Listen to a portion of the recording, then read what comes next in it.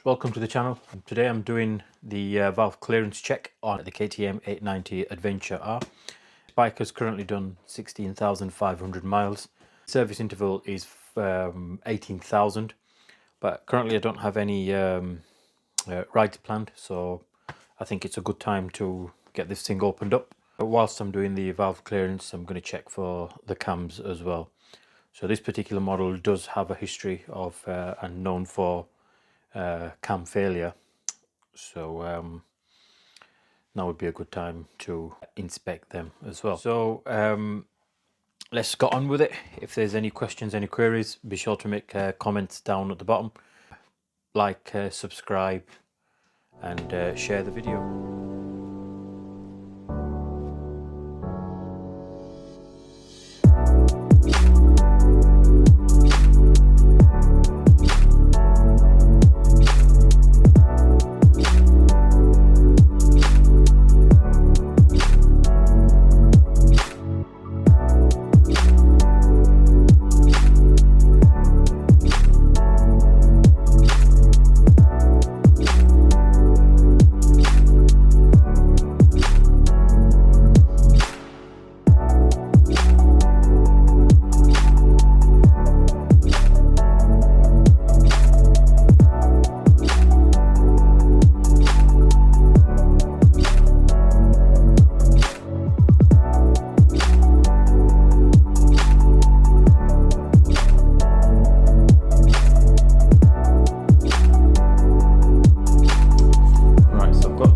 Where I've taken the fuel tank off, or I'm going to take the battery box off, release ABS bracket, the ABS module, so I've just got a bit more room, and then just clear away all these pipes over here, give all this area a very good clean, and then should be ready to take the rocker cover off.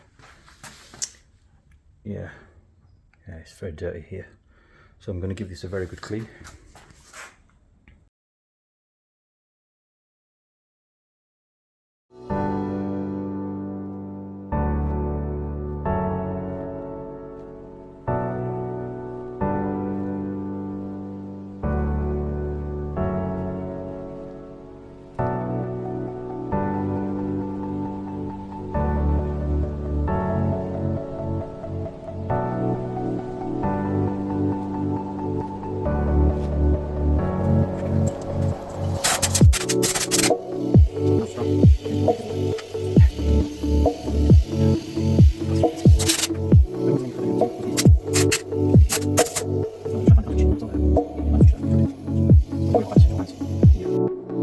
So what I've done is I've taken the battery box off and I've just pushed it to the side, and I've helped myself by just putting some zip ties on, cut some of the cable ties, and again just pinned the cables back so as you're just out of the way. I'm not having to constantly push and work around loose cables.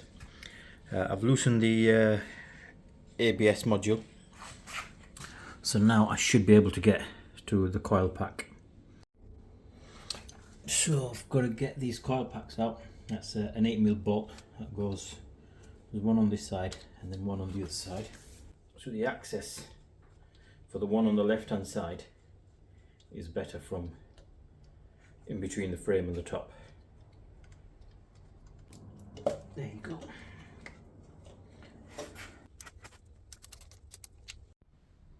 Okay, now the spark plug is out.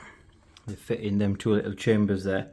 Now the only real reason you need to take or slacken off the ABS module is just so these spark plugs, sorry, the coils can come out.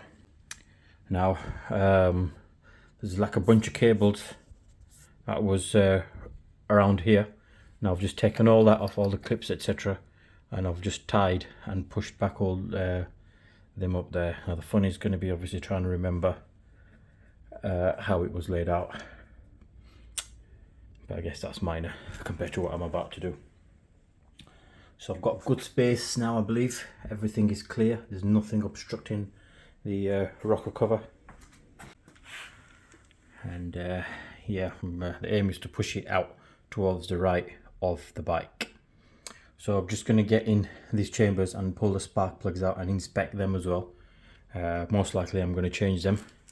The bike's done 18,000 and I don't want to take all this apart just to change the plugs.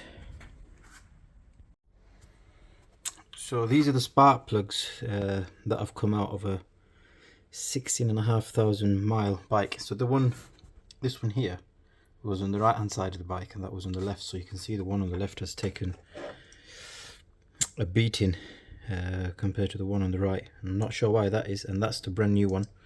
Now to take the spark plug out, it was a bit tricky, so you need a 14mm.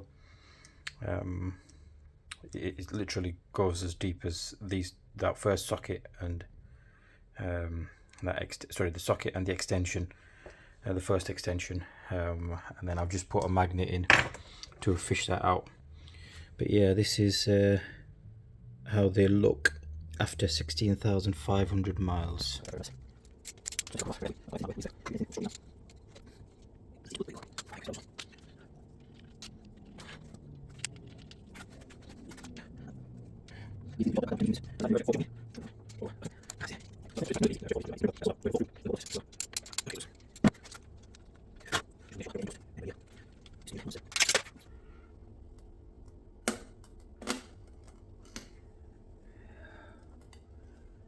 Try not to damage the seal.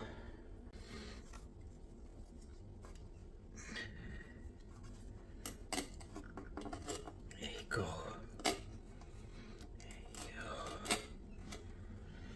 Oh my. Oh gosh, just breathe the pipe. Needed to take that off. Alright. Yeah, so that breather pipe was just going through one of the cams. Let's slide this thing out very, very carefully. Come on, where are you getting? Go. There we go. There we go. Take this camera off. Just gonna show.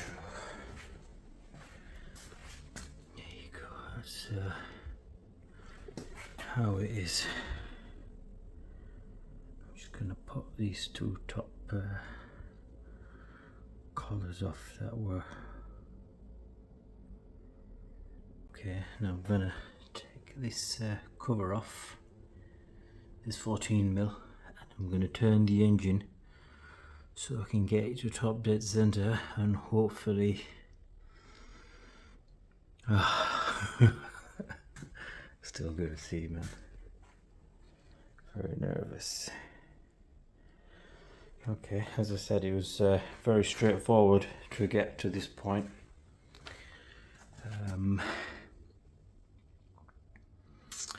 So I've got to find the markings on here which will bring it, which will let me know when the engine is top dead center. So let me do that first.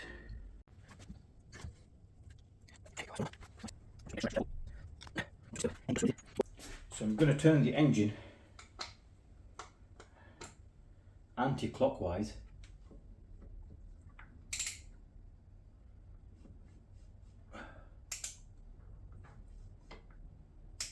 Okay, I see one lobe. Okay. Okay.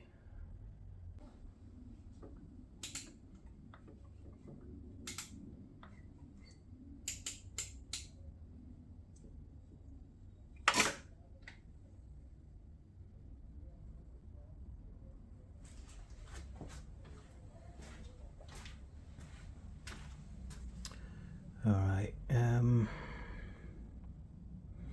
okay, so I think that's the first mark there, and I need that to line up with the engine casing. So in order for you to check the valves are in the right place, I'm not sure if you can see the markings. If you can see that line there, can you see them too? They're in line with the engine casing. That's basically going to free up the two valves, one there and one there, and one back there and one back there. So these two are going to remain closed. Sorry, these four are going to remain closed because that's cylinder 1 and that's cylinder 2. So you can see the lobes, both of them are pointing up, and the other two on the exhaust as well. Just about you can see maybe at the pointing. I'll try and zoom in. There, so there's one in between that channel there and the other one. So they're both kind of in that same position. Yeah, so it's the first, that's the exhaust cam, and the other one is in that same position properly. So you can see down there is where the valve is, and that's where I'm going to be checking. And similarly, you can see the valve just there, so there's no pressure with these cam lobes. So I'm just showing, if you have a look at the condition of these and them there. So the ones on the inside, they look the same as well. We're just using a camera to check the cam lobes without having to take off the cover on the top. Okay, so the shims have been checked, the valves have been checked for the clearance on this side. So the two exhaust and the two intake. Now these four seem to be in spec. So the ones on the exhaust should be between 0.15 and 0.2, and 0.1 and 0.15 for the intake. So what we've got here is 0.2 on the exhaust, 0.19 on the exhaust, the second one, and 0.15 and 0.15. So they're all on the looser side. So now it's just a case of trying to figure out a way to get the feeler gauge for the second cylinder. So in order to check these four, the engine is top dead center on OT1. So I'm not sure if you can see that marking there, it's not very clear. Can you see that line on that cog? I'm trying to get my finger there, you go. So that line there should line up with, there's a line there as well. So that would ensure on the cylinder that you're top dead center. Now I've got to find OT2 and get the line for, get it to line up with the cylinder head again, and then that should be able to check the second cylinder. Okay, so all the cams have been checked, all the valve clearances have been checked, and everything is within spec at 16,500. Now we've just given the valve casing a good clean, just make sure there's nothing on there at all, and similarly the cam cover. So now we're just going to put the rocker cover back on again, giving everything a good clean.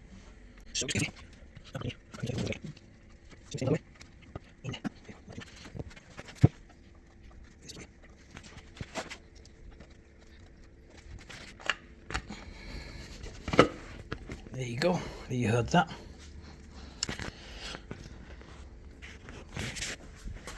That's all seated properly now. Just going to double check that the gasket is on.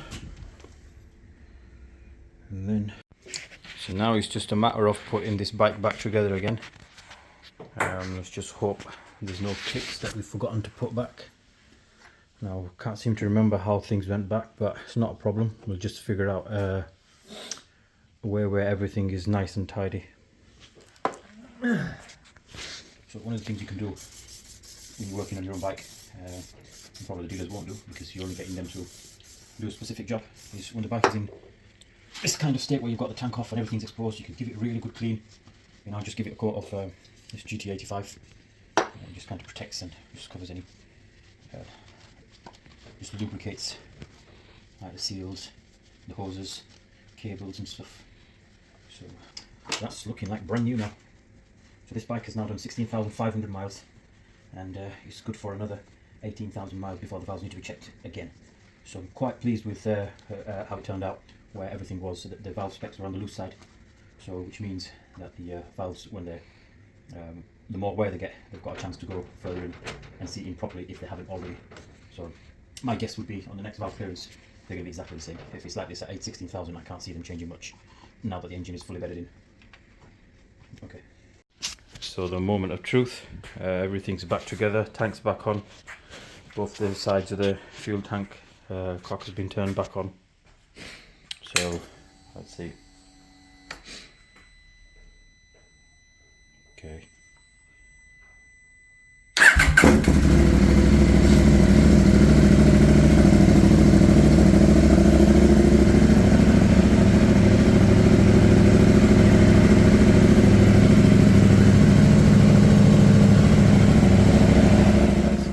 Valves have been checked on this KTM 2022 890 Adventure at 16,500 miles. The whole procedure, coming from a person that has no mechanical background skills, has been relatively straightforward.